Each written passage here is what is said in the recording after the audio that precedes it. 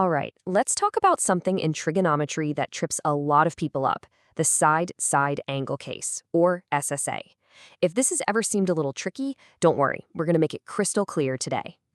So, picture this. I give you two side lengths of a triangle and one angle, but it's not the angle between them. How many different triangles can you actually build with that information? You'd probably think the answer is always one, right? Well, it's not that simple. Sometimes the answer is zero. Nada. The pieces you're given just won't fit together to make a triangle. It's like a side is too short to connect. It's a mathematical impossibility. Other times, you get exactly what you'd expect. 1. The numbers lock in perfectly to create a single, unique triangle. No fuss, no surprises. And then there's the wild one. This is the reason we call it ambiguous. Sometimes, with the exact same starting information, you can actually create two completely different, totally valid triangles. So yeah, this whole business of maybe getting 0, 1, or even two triangles is precisely why SSA is called the ambiguous case. But here's the good news. There is a clear, simple method to solve this mystery every single time, and we're going to walk through it right now. And you know what? You don't need to memorize a dozen different rules. You only need one tool to crack this whole thing. The key to unlocking the entire puzzle is just one calculation using the law of sines. And here it is. This is the magic formula. If you're given an angle, let's call it A, the side opposite it, little a, and another side, little b, all you have to do is compute the sine of the unknown angle B. The formula is just sine of B equals B times sine of A, all divided by A.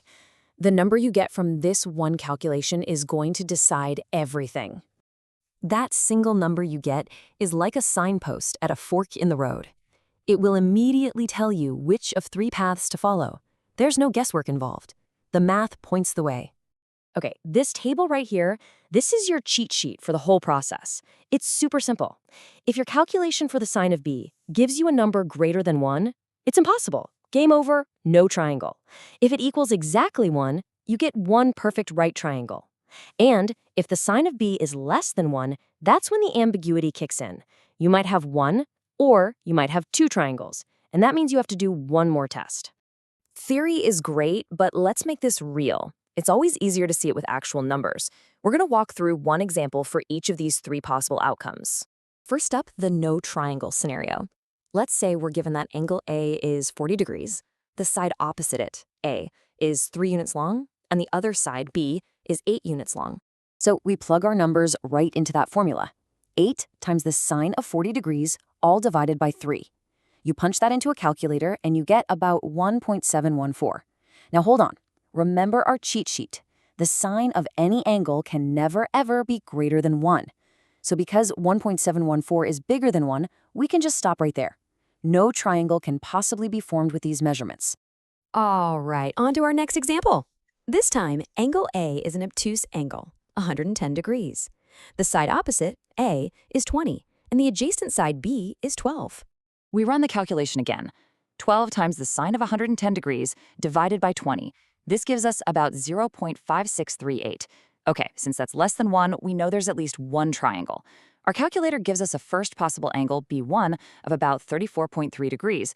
But, and this is crucial, we must test its supplement, B2, which is just 180 minus that first angle, or 145.7 degrees. This brings us to the key step, the supplement test.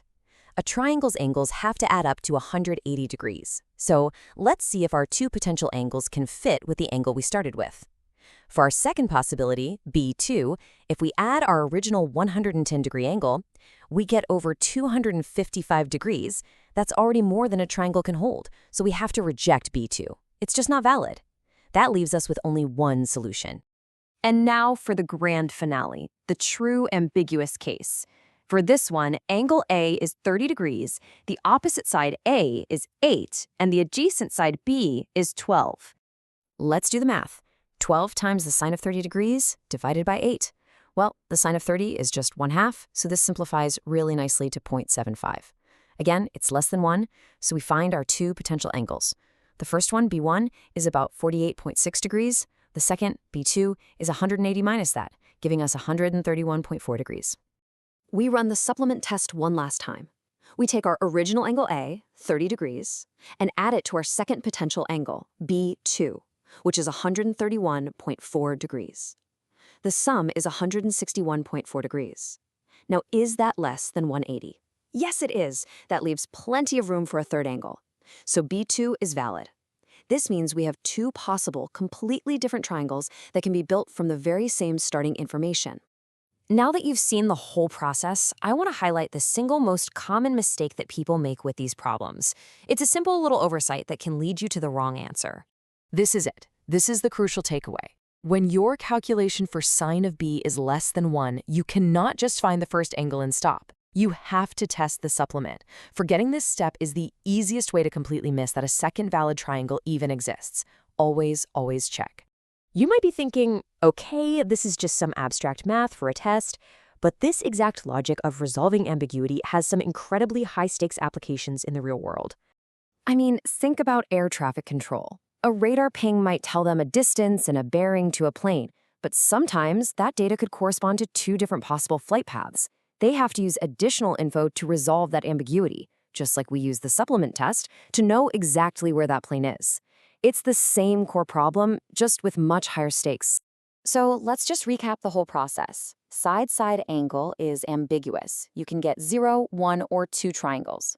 Your first move is always to calculate the sine of b. The result of that calculation tells you everything you need to know. And if that result is less than 1, you must always test the supplement angle to see if a second triangle exists. You know, we learned today that a seemingly straightforward problem can hide some really surprising complexity. It kind of makes you wonder, what other math rules that we just take for granted might have hidden depths or strange exceptions, just waiting for us to ask the right questions?